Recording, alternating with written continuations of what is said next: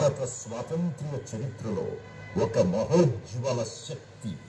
ఆ మహానుభావుడు జరిపిన సాయుధ పోరాటం స్వాతంత్రోద్యమంలో ఒక ప్రత్యేక అధ్యాయం. సాయుధ పోరాటం ద్వారానే స్వతంత్రం వస్తుందని నమ్మి దాని కొరకే తన ప్రాణాలర్పించిన యోధుడు.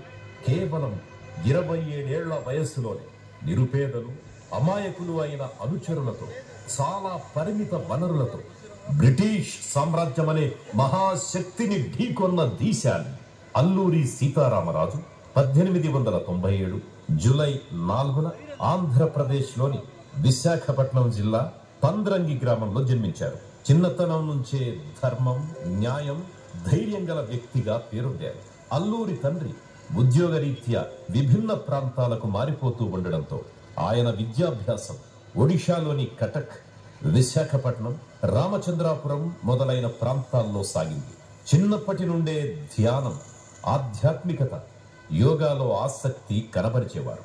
ఆ రోజుల్లో ఏజెన్సీ ప్రాంతంలోని ప్రజలు తెల్లదొరల చేతిలో అనేక దురాగతాలకు, దోపిడీలకు, అన్యాయాలకు గురయ్యేవారు. శ్రమ దోపిడీ, ఆస్తుల దోపిడీ, స్త్రీల మానహరణం సర్వసాధారణంగా జరుగుతూ ఉండేది.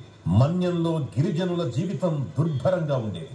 అటవీ ఉత్పత్తులను సేకరించి వాటిని అమ్ముకొని జీవించే వారిపై బ్రిటిష్ వారు ఘోరమైన దురాగతాలు చేసేవారు. ఆకలి మంటలకు తట్టుకోలేక చింత అంబలి తాగేవారు.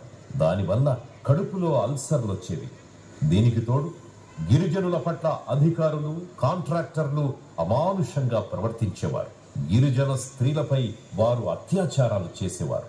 మన్యం వాసుల కష్టాలను కడతీర్చడానికి, తెల్లదొరల దోపిడీని ఎదుర్కోవడానికి గిరిజనులకు అండగా నిలిచి పోరాటం చెయ్యాలని అల్లూరి సీతారామరాజు నిర్ణయించుకున్నారు. వారికి తమ హక్కులను వివరించి, వారిలో ధైర్యాన్ని పెంపొందించి, అన్యాయాలను ఎదిరించే విధంగా తయారు చేశాడు.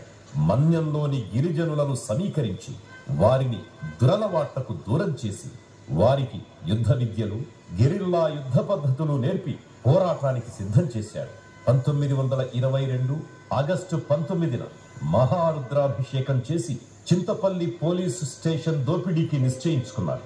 ఆగస్టు 22న మన్యం విప్లవం ఆరంభమైంది.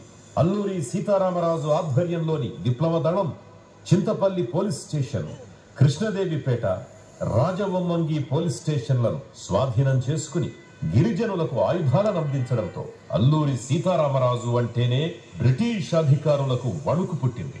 అల్లూరి గెరిల్లా యుద్ధ పద్ధతులు అనుసరించడంతో బ్రిటిష్ సైన్యం నిలబడలేకపోయింది. ఆయన వేషధారణ, అడవిలో ఉండే నైపుణ్యాలు, యుద్ధ వ్యూహం బ్రిటిష్ ప్రభుత్వానికి పెద్ద తలనొప్పిగా మారింది. 1924 నాటికి బ్రిటిష్ ప్రభుత్వం అల్లూరిని పట్టుకోవాలని తీవ్ర ప్రయత్నాలు చేసింది. ప్రత్యేకంగా వేలాది మంది సైనికులను అడవుల్లో మోహరించింది. మోసపూరితంగా వెన్నుపోటు ద్వారా అల్లూరి సీతారామరాజుని బ్రిటిష్ వారు పట్టుకున్నారు. 1924 మే 7వ తేదీన అల్లూరి సీతారామరాజును కిర్లంపూడిలో బ్రిటిష్ వారు తుపాకీతో కాల్చి చంపారు. కానీ ఆయన ఆశయాలు, స్వేచ్ఛా జ్వాలలు ఎప్పటికీ నిలిచిపోయాయి. అల్లూరి అగ్ని జ్వాలలు ఇంకా ప్రజల్లో ప్రేరణగా నిలుస్తూనే ఉంటాయి. ఆయన త్యాగం భారతదేశం మొత్తం స్వాతంత్రోద్యమాన్ని మరింత ఉద్ధృతం చేసింది.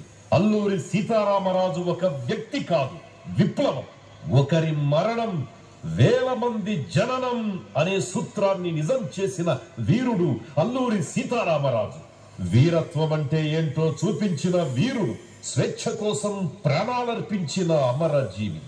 ఆయన జీవితం, త్యాగం భారతదేశ యువతకు ఎప్పటికీ ప్రేరణగా నిలుస్తుంది. వందే మాతరం, వందే మాతరం, వందే